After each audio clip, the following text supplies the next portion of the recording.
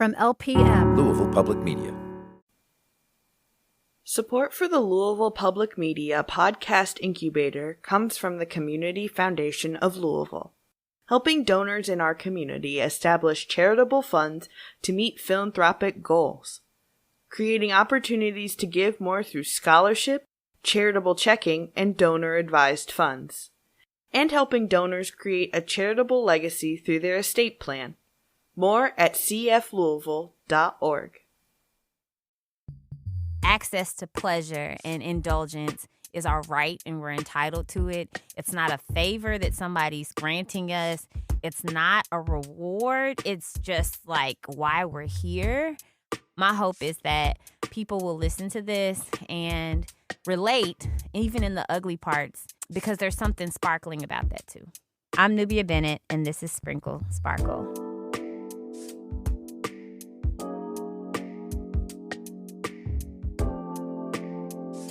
I would love for you to tell me your name and tell me who you are first.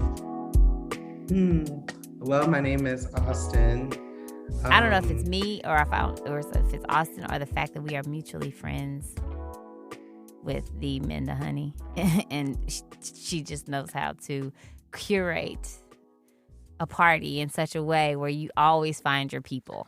I am the great-great-great-grandchild of a farmer and landowner who somehow found his way back to me in the middle of a garden in 2017. Trans, non-binary. I'm a writer and editor, storyteller, which I think are all forms of listening. What I learned from interacting with Austin very, very quickly is that Austin reads voraciously and writes beautifully and will take you down 11, that's a real number, rabbit holes enthusiastically until you look up and you've been talking to them for the entire time you've been at the party. I am an ancestor in training because I will have descendants. I am a seer, an apprenticing shaman of plants and animals, and I am a Gemini sun with a Leo stellium. So you out here, huh? Just a little bit. I identify as a trans masculine person, and I identify as a feminine of center spirit.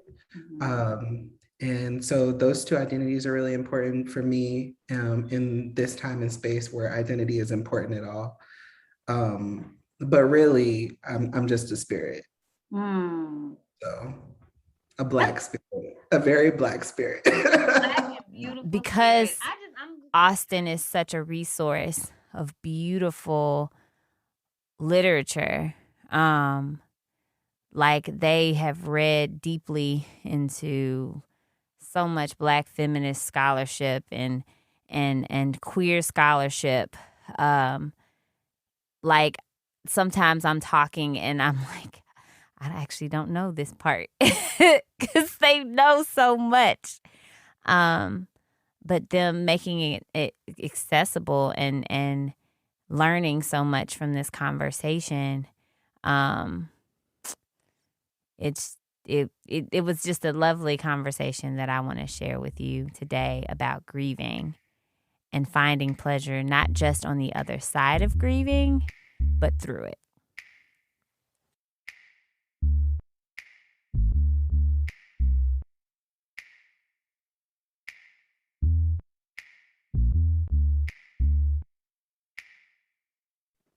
In its essence, what is that? When I say the word pleasure, what does that even mean to you? The first words that come to my mind are like pleasure being a proliferation of joy. So I would say that we're almost never talking about the same thing when we say the word pleasure. Because I could be talking about the way that my cream and coffee and sugar are doing a thing, and you could be talking about sex, you know? Exactly. it feels like a proliferation of joy.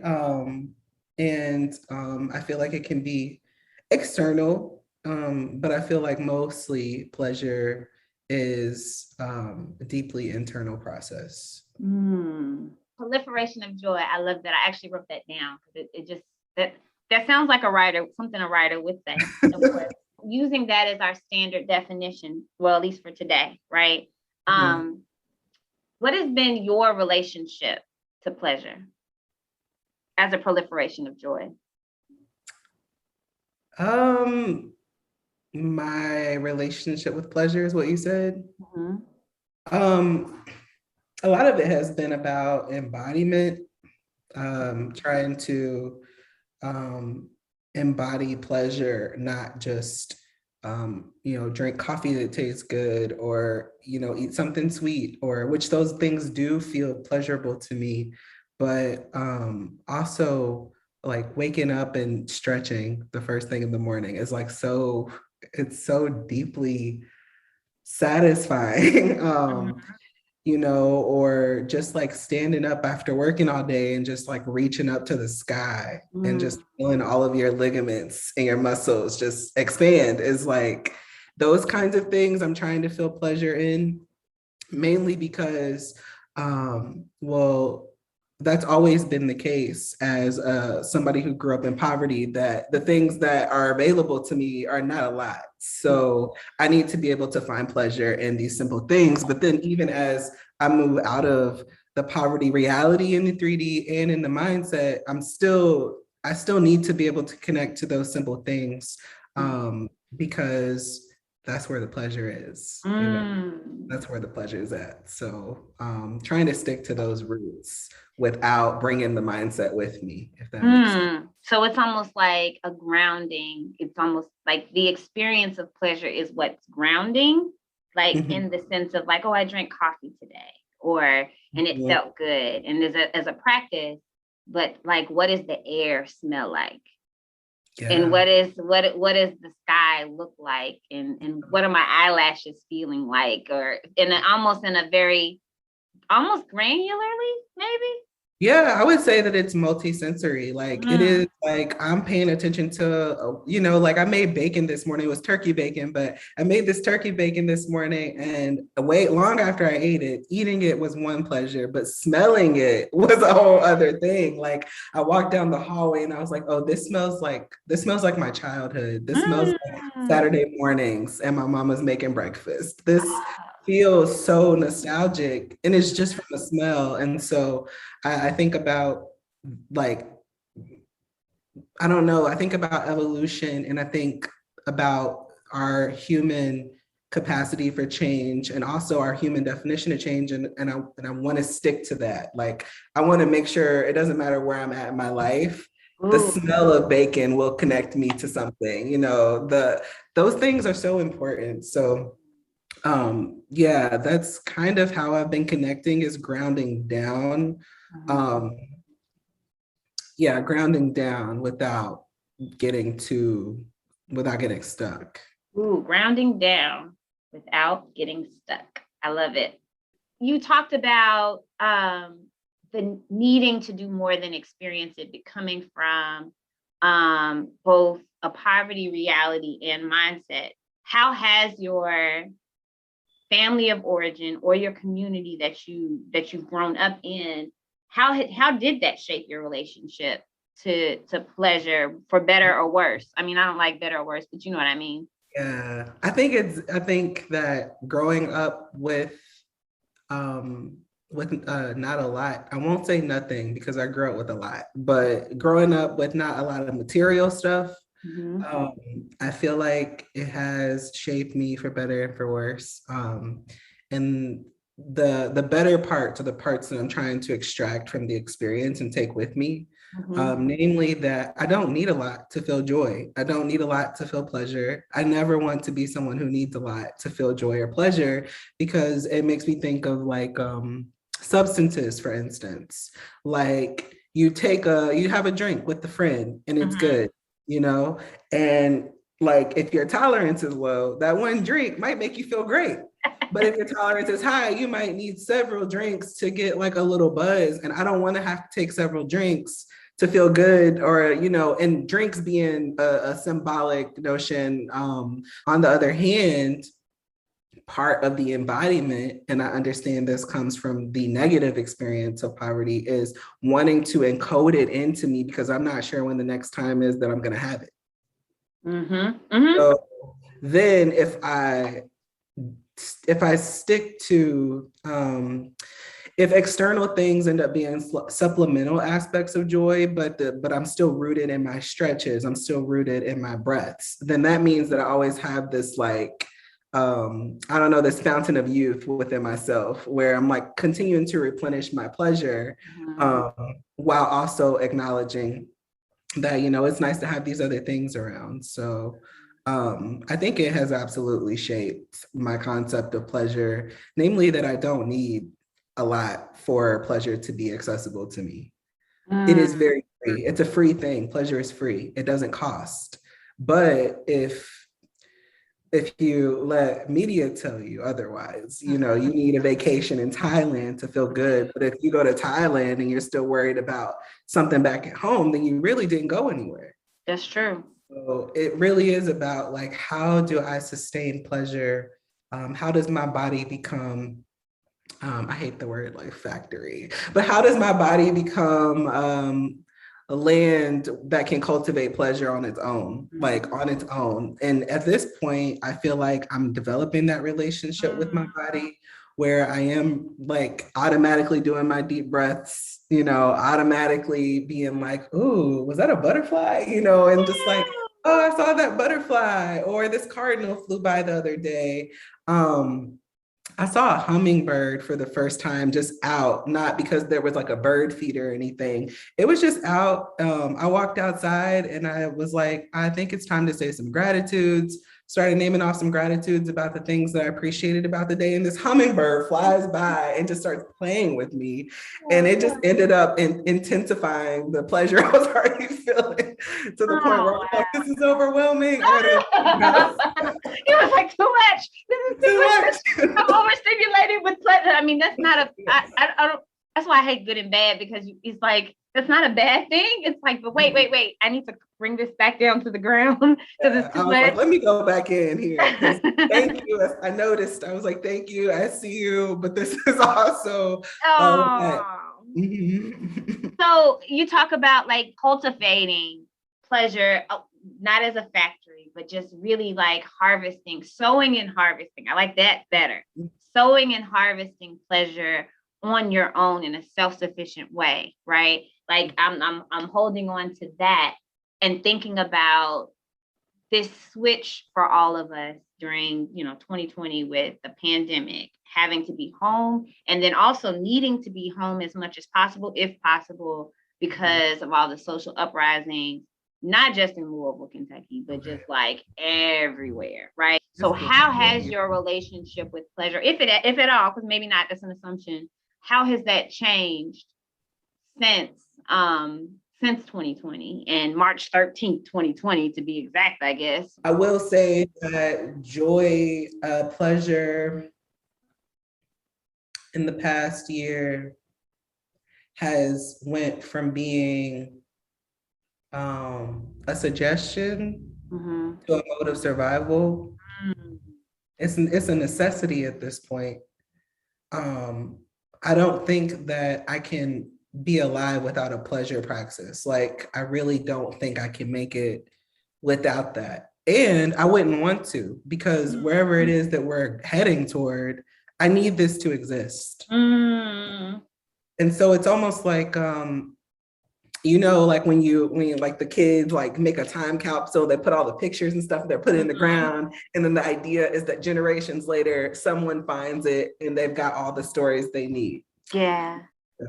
I feel like Black people, especially descendants of slaves, African slaves, like we made ourselves a time capsule. Like I'm able to access so many memories, pictures, experiences, painful and otherwise, painful and pleasurable, just by like meditating just meditating. Like, it's so revolutionary when a Black person meditates, because do you know what we're tapping into? Like that. And then understanding why there's such an aggressive push for us to stay working, to stay distracted, to stay busy, you know?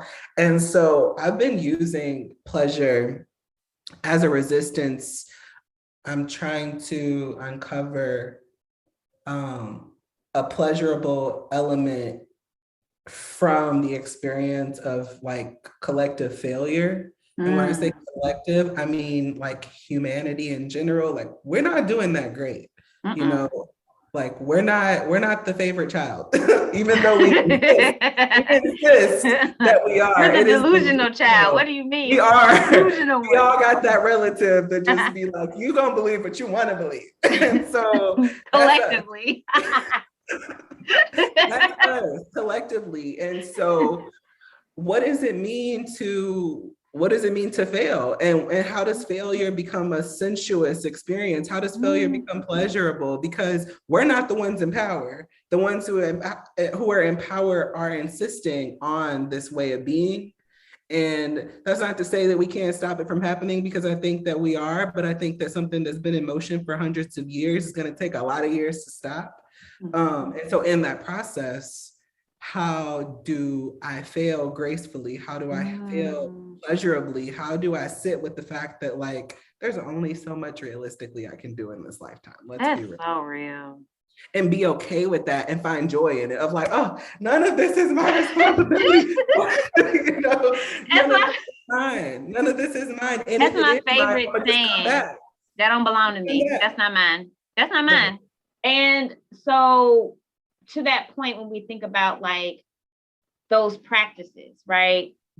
Is there a difference to you? I mean, and this is a little more granular, I guess. Is there a difference to you between like those kinds of practices and like zoning out? Like, is there a difference there? Like, and just associating and just being like, I'm gonna have me a drink. That's pleasure. Like, what about that? Like, how do you feel about that?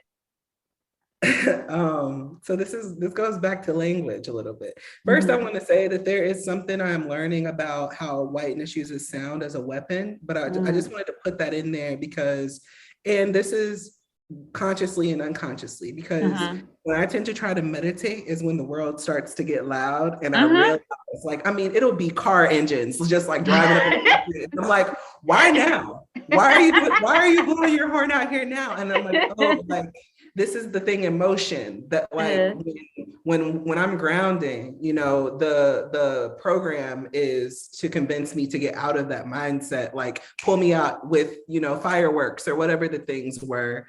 So I actually learned how to ground in spite of that.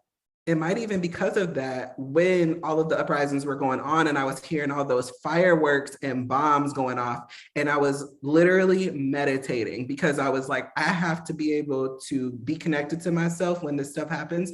And I would hear like a boom and I could literally feel my soul move out. And then I had to be like, oh, come back like a balloon, pull myself back down and be like, we're gonna be here, we're safe. We're not actually safe, but we're safe in this room. And then another boom would happen and my like body would dissociate or bring it back down. And then, like, I mean, it was that repetition that led me to make that mental connection of like, oh, anytime I'm in search of quiet, whiteness is going to ramp up.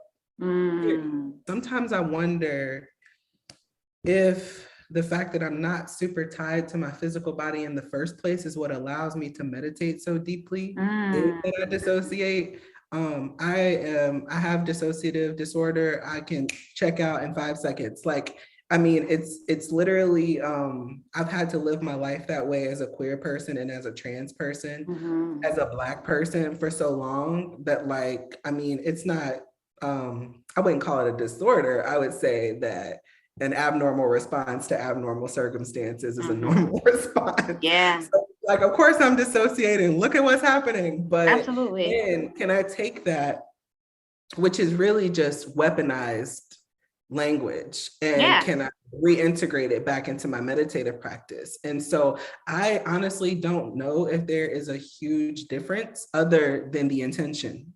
Other than the intention. So if I'm like, oh, I've had a bad day, let me ground down and meditate, my intention is to connect to myself, my spirit, my chi, which is my inner divinity. But if I'm like, oh, you know what, today's been a really long day, I need to smoke a blunt. Mm-hmm. What I'm trying to do is not be in this world right now. Yeah. And sometimes that is necessary. Like it really does. Everything is medicine, and all medicine can be poison. It all can be poison. You take too many Tylenol, you got to go to the hospital. Yeah. It takes me back actually to where you were talking about pleasure in access, right? Like not needing 7 drinks versus 1 drink. And, you know, my pleasure, what is it? My pleasure patron saint, Adrienne Marie Brown. Like I was reading pleasure activism, obviously. We're so repressed, right? Like in terms of being told before you can have this thing, before you can enjoy yourself, before you can do whatever you want, you have to do this first. This work first. It's very puritanical. It's, you know, how we were, many of us were raised. And that's what causes us to be so excessive when we're seeking pleasure, right? In its most expressive sense, right? Like in the ways that you were talking about experiencing it.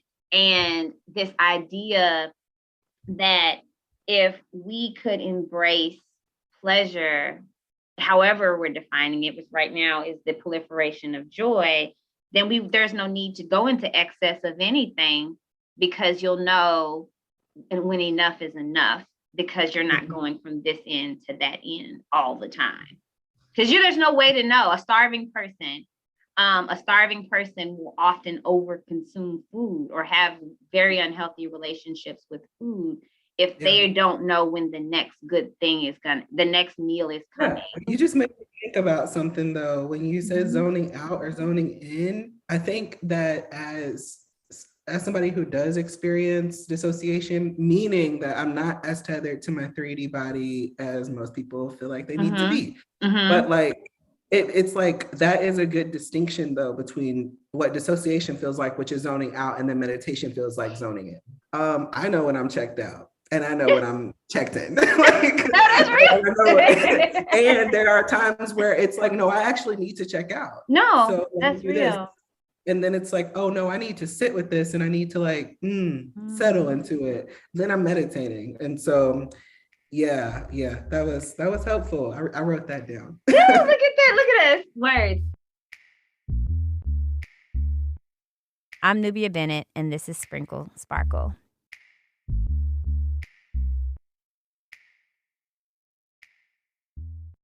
Support comes from the Eye Care Institute and Butchertown Clinical Trials, where they strive for diversity, equity, and inclusion within their staff, patients, and clinical trial participants. To learn more, visit butchertown.clinic. This is Robert Siegel, inviting you to listen to great podversations from the Kentucky Author Forum. This fascinating interview podcast is distributed by Louisville Public Media and available on your favorite podcast apps. Thanks for listening.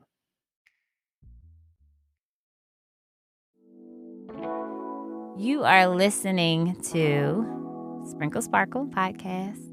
This is Nubia Bennett, and we are talking to Austin Smith.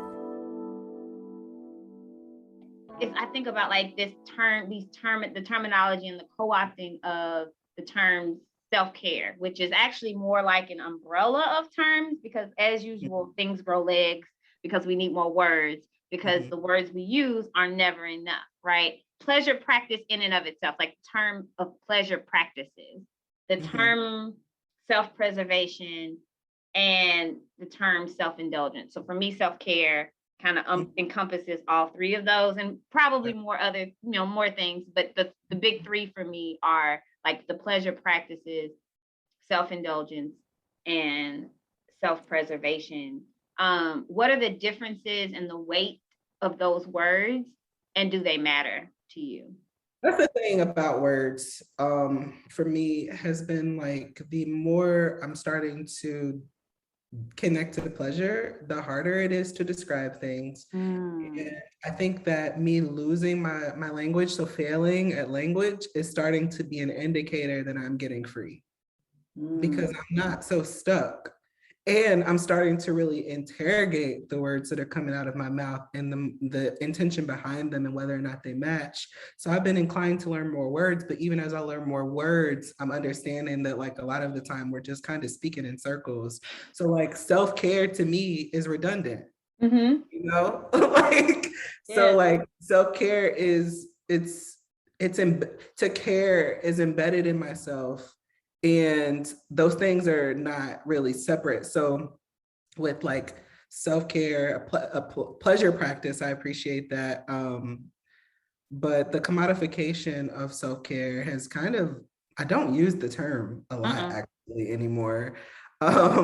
Because also it isolates me from the other things I'm caring about. Like, how is me caring about the organization of my desk is me caring for my desk and myself.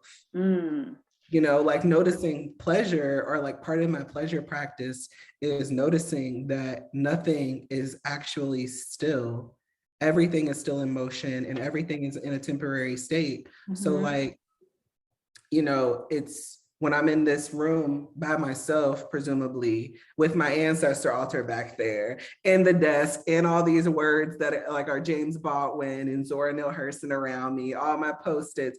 This is like a lot of human and non-human interactions are taking place for myself to even exist. There's a lot that goes into me that's not actually in me, you know.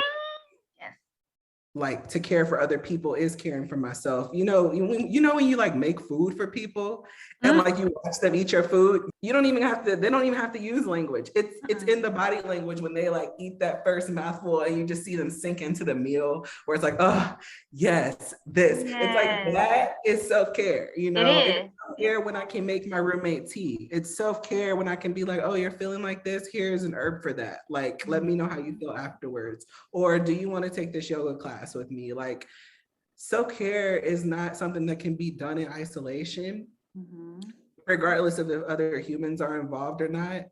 But it's just not it's not an isolating experience. It actually reminds me of one of my favorite quotes from Uses of the Erotic, the sharing of joy forming a bridge, you know, forming a bridge between the two people, between sharers. Which she says can be the basis for understanding much of what is not shared between them and lessens the threat of difference. I think that pleasure is a link between, it is a missing link between, you know, us, the trees outside, the people next door, you know, all of these things. Like pleasure ends up becoming an appendage, like an extra arm that you extend when you care, or like I don't know, it becomes like an appendage that is an invitation. Appendage that is an invitation. Yeah, like it becomes like it's an extension of myself. Like if I'm extending pleasure to you, I'm caring about both of us. You know, if I'm making sure that you had water today, that's pleasure. I find pleasure in knowing that you're hydrated. You know, like I don't want us out here ashy, you know, it's just inside or outside. Because out here gray. It's not good. It's not a good look. So like, I feel like these things are so important, especially for survivors and people who have endured or survived abuse, to find pleasure practices and understand or kind of locate themselves in self-indulgence and self-preservation and knowing what those things are and embodying them. So I do think that self-care in its essence is effective. I just don't like the word. So it is about words. Picky with the words, because the words come with something that isn't, my gosh, this is making me think about this essay on mimicking, colonial mimicking, and how colonialism mimics things that are actually organic in nature, because self-care is organic, but what happened to self-care is just like colonialism. Because now when you hear the word, you're like, don't tell me to go take a bubble bath. Like, what is that? I mean, even though taking a bubble bath can be pleasurable, taking it, but if it's the thing and that is the highest of the high, then it's missing everything else that brought you here. And it's surface, you know, like taking a bubble bath without intention is just taking a bath. Like And there's no magic potion in there that's gonna make you go out and feel, healed and whole. Like you have to get in there already, and already with the intention of healing. So if you just tell somebody to get in the bubble bath and they're like, okay, cool, so now what? And I've seen that. It's like, I'm clean. I've seen that and terrorated.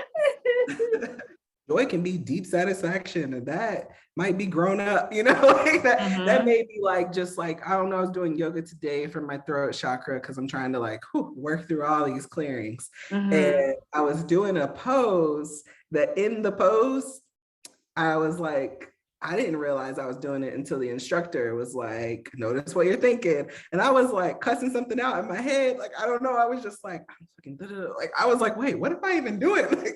And so then I was in the pose and I was like, oh, this pose is bringing up some sort of memory that's making me hella uncomfortable right now. And then noticing that, I felt so much joy. I was like, ooh, deep in this pose. We're going to write about this later. That's wonderful. Deep in the pose and reasserted my will in that pose. I was like, no, we are doing this pose. It doesn't hurt. It's not, it's uncomfortable, but it's not causing you any pain that's negative. I was like, no, hold this. I was on a shoulder stand, which I haven't done since 2019 before all my surgeries. And so in the shoulder stand, I was like, oh my God, I can't hold myself up. My hands are disappearing because my hands started going numb. I was like, oh my God, my hands are disappearing. And I was going down a whole thing. And then I was like, no, the joy was in deepening that pose and then reasserting, almost steel structures. My hands became steel and they were just like, no, we got you. And I held myself up, and then I got to see those memories in a different way. And that was so joyful to me because then I was freed from it. Those thoughts can come up again. And next time I'll be like, oh yeah, that's from boom. Now I've reassociated that traumatic experience to a yoga pose, and now I'm free from it. And so I feel the reframe of joy, because joy is starting to also be commodified and become this commercial, Black girl joy, Black boy joy, Black joy. And it's just we can't talk about joy until we talk about the grief. It's two sides of the same coin. So if we're willing to go that deep on joy, if we're willing to go that hard on pleasure, then we need to talk about all of the trauma, both sexual, physical, emotional, and spiritual, that get in the way of pleasure. And then we need to talk about all of the grief of loss and displacement and fucking the transatlantic slave trade that people have still yet to fully acknowledge, and discuss those as very real circle and linear obstacles to this joy and this pleasure that is our birthright. These are things that we deserve just because we breathe. Yeah. So that is the proliferation of joy means inserting joy even in those other spaces where I'm I'm not happy, but I'm joyful. I'm pissed, but I'm joyful. Absolutely. Honestly, the way I'm seeing it at this point is if grief is on the tail end of literally everything, then there's something in grief. There's something to consider about grief that's not just sadness or just heartbreak, loss. Because to grieve is to have access to memories. To grieve is to have access to memories, and to grieve, what I want to say is to grieve is to remember, and to remember is to become a fugitive of society. When you think about people who grieve for a long time, and you get that energy of, you're not over it yet, you haven't healed from it yet. Oh, that was a long time ago, blah, blah, blah. And so you become, this separate, it becomes this isolating experience when it shouldn't be, because grief is a collective experience. Because what other people don't realize is and what I'm learning through the pandemic, and as an energy worker and just somebody who's always talking to the fucking planet, I love talking to the trees. The trees are ultimate memory banks. The tree outside is so old that it has seen my ancestors. And Louisville has some old trees that are still alive. It's they have seen and recorded everything. And so learning what it means to grieve from a tree who's seen generations of loss over and over and over and over, and then being like, oh, you're creating these rings inside of yourself and you're remembering, but you're also expanding as you remember, but you're always in this kind of perpetual grief. And yet you seem happy. Like, what is this? Me talking to trees. What is this? Like, tree, tell me the How do truth. you hold both? You better watch who you talking to these trees in front of, because you might get hauled away. I'm just saying. They can kiss my ass. I love these trees. I love these trees. These trees are really out here, literally, like we've been saying, what y'all just like, we Black people, we understand that energy of y'all are just, we've been like, it's like, okay, cool. Trees are the same way. So it's like, I'm connected to it. But the fact that we're not allowed to talk to trees, we will get carried away, says something about the society we live in. But yeah, like, it just, I feel like grief is something that we tend to run from. Like, if grief is on one end of the spectrum and trust is on the other end, we're running toward trust. Mm-hmm. If grief is on the other end of the spectrum, but love is on the other end, we're running toward love. We're literally running from our grief. Mm-hmm. That's real. If joy, if we were talking about, back to the metaphor of the garden, if joy is the flower, mm-hmm. grief is the soil. Mm-hmm. It's the soil. Is. It's the stuff that people don't want under their fingernails, but you kind of you need it in order to grow the thing. And so it's like, if that is the soil, and soil is all there is, with the exception of water, and even water has, like its own foundations underground, but if all there is, then we also need to reframe grief, make it something that is irresistible, like Tony K. Barbara says about the revolution. Yeah. We have to make grief irresistible in order for people to, feel safe walking toward it, feel safe walking toward heartbreak.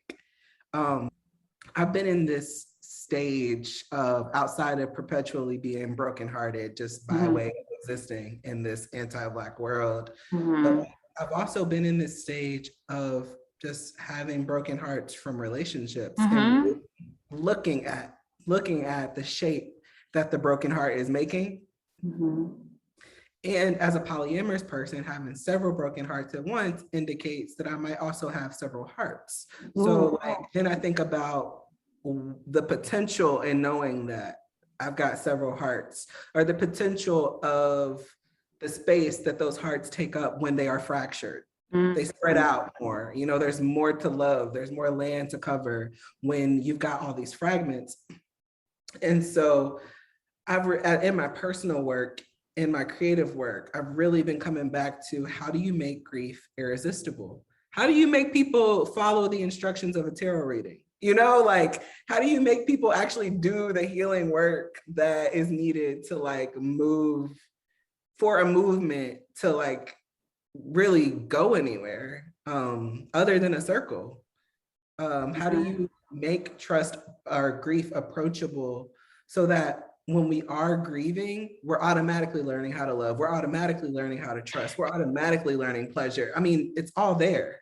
Ooh, I mean, I'm a visual person, and as you were just talking about having broken hearts, and in my own experiences with grief, right? And I think about losing my stepfather, who was one of my favorite human beings in the whole wide world, right? And working on a campus that has multiple pictures, and I have multiple lifetimes on this campus. I walk through and I can imagine myself as 8, 18, or 28, and I've been on this campus, right? And I'm actually recording from this campus as we speak, so that's why I'm saying that right now.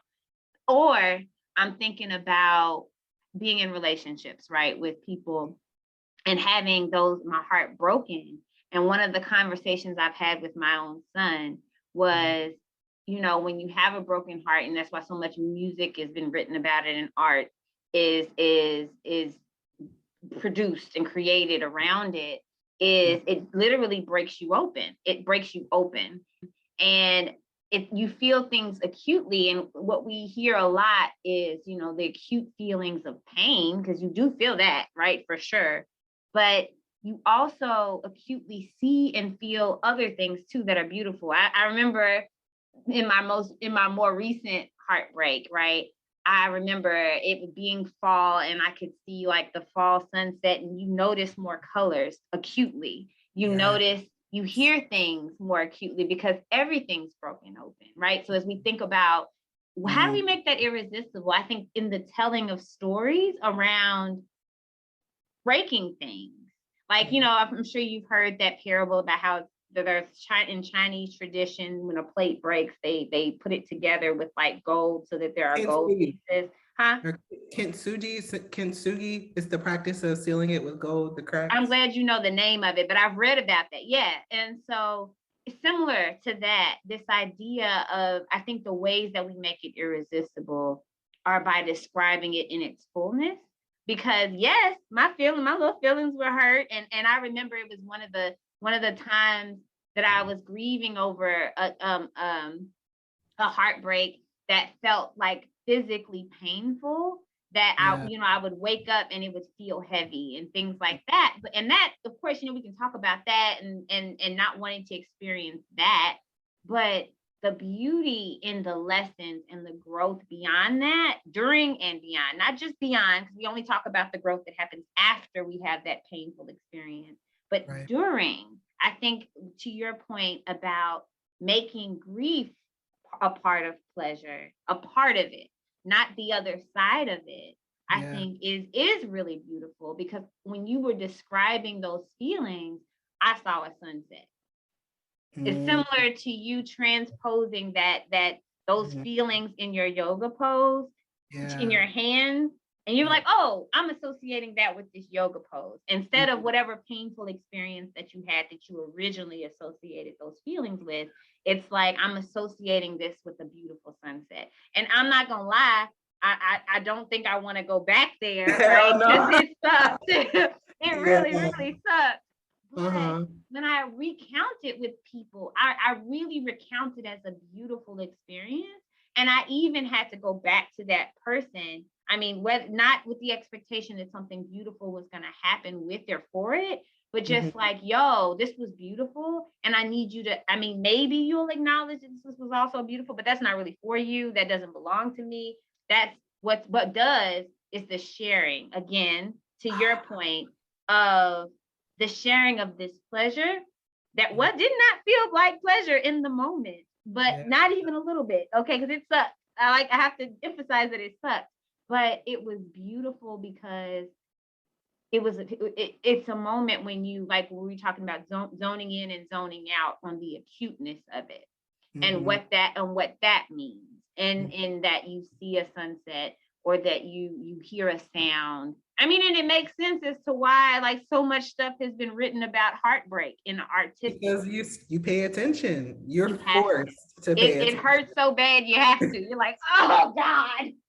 You'd be like, let me find the beauty in this wall paint real quick. Let me oh, there's a bump in the paint. Oh, that's it. That's what I see. Right. So that idea of bringing that back to pleasure, it is beautiful, I think. And I think this idea of how do we make grief a part of it, and taking away, again, all of these binaries around this is good or bad, this is painful or it feels good, or all of those things, because none of those containers fit. None of them. As we think about, because as we go from the past to the future, can you describe with your senses, because you are a writer and a healer and a teller and a seer, a pleasure that you're looking forward to, either real or imagined? This question,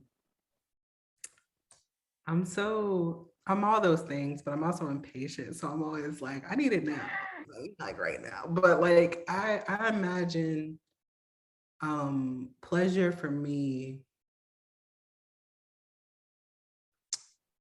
will continue to look like a lot of things. So continuing my connection with my breath, living in a space with less houses and more trees is just, I need to be on land. I need to be present in that way. And so that is going to be such a moment of a pleasurable release and gratitude to be able to just see a lot of trees, see a lot of flowers, see the animals doing their thing. So that's what I imagine in the future is land. I imagine part of my pleasure is having to work part-time with full-time pay. Which I feel like I'm on my way there. I'm working my way to that. Let's confirm that all day. Yeah, because like I enjoy doing things. I enjoy working. Like it's not like I don't want to never not work. Mm-hmm. I'm a writer. Like I have to be working toward an understanding, and if that means, like getting paid for it, great, you know. But I need that, and so I feel like pleasure for me would be to deepen my relationship with the craft of writing, with the as well, and like understanding. I'm reading Sula right now. And I'm understanding, like reading it, I'm like learning so much from how Toni Morrison knows the secrets of these characters that she created. They have secrets, like, and I'm just like, wow, like how did you build this world that like now I'm emotionally attached to? And learning how to build worlds from worlds that are already built by Black women, by Black trans people, reading the Dear Syntherin and what is it called? Freshwater by Kweki Emezi. Both of those books. One of them is like a biomythological, and then one of them is the autobiography. But both of them are the story of this person's life who is non-human entity who's also trans and non-binary, and like reading these concepts of world building and world destroying, because if you got the gift of doing one, you got the gift of doing the other.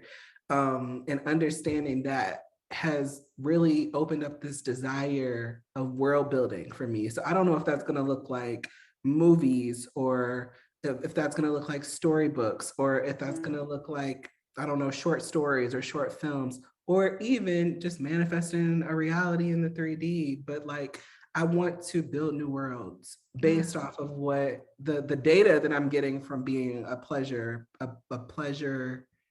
I don't want to say I'm a pleasure activist, but I would say that I would call myself a post activist, but that's different. But yeah, just like that. And then finding pleasure in failure has been deeply moving for me because it allows me to grow and change without really doing too much, you know, where I am, you know, it's accessible change. And so for me, pleasure continues to look like eating fruit very slow, having a teaspoon of honey before bed, dreams. It looks like ritual. It looks like bonfires. So like, I feel like I got a cheat code that other people don't have, because people are like, you know, do you dream of a world where, and I'm like, I'm already doing that. Black trans people are already doing it. Black queer people are already doing it. Like the communal stuff, the like transformative, communal, deep healing work that like we need and we deserve. Black queer trans people are really, really doing it. Like truly, and it is, I feel honored to be a part of the community, because it's just like, oh, this is also a part of my legacy. I can tap into this gift as well. Like I don't have to wait until later to have my heaven, you know, like I'm not working toward a heaven, I am the heaven, you know? Oh, that's beautiful. And in grounding in this now, because now, like you said, you don't have to wait.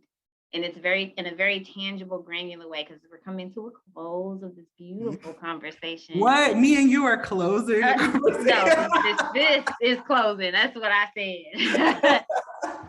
This is closing. But what are you gonna do today that centers all of that? Well, I already woke up and I did my throat chakra yoga. I made cooked breakfast, I told you that, and made some coffee. I did sit with my ancestors and revive their altar space. So like literally as much pleasure as one can have in a day, I plan and intend to have that today and every day. So after this, I might go get some flowers. I'm gonna go to the grocery store with my roommate. I'll probably pick up some flowers for the altar for myself. And I will probably just like continue to read Sula and dream of writing masterpieces like Toni Morrison. And just continuing to learn from the ancestors. Toni has been such an amazing like ancestral support for my writing, where it's just like looking at the real world and being like, what can be built here, you know?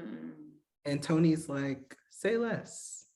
Here are all these words, these universes that I've built. And then Octavia's like, and then here's all the universes I have built. And then those universes are just like a whole next level. Treat, okay. We got Audre Lorde, who's like, hey, along the way, here's some new thinking frames that you can use in these worlds. And it's just like, the platform's already been built. I just need to, the foundation's here. I just need to start laying the bricks. Like, that's it. And so part of laying the bricks is flowers and yoga and sleeping and doing random shit, you know. And living.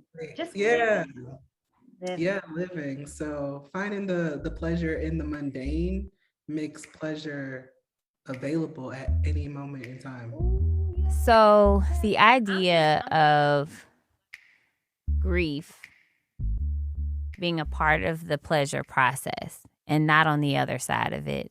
It was something like I never thought of it that way, as usual, when I walk away from conversations with Austin. I'm like, I didn't think about it that way. But that's a trademark of a good conversation, I guess.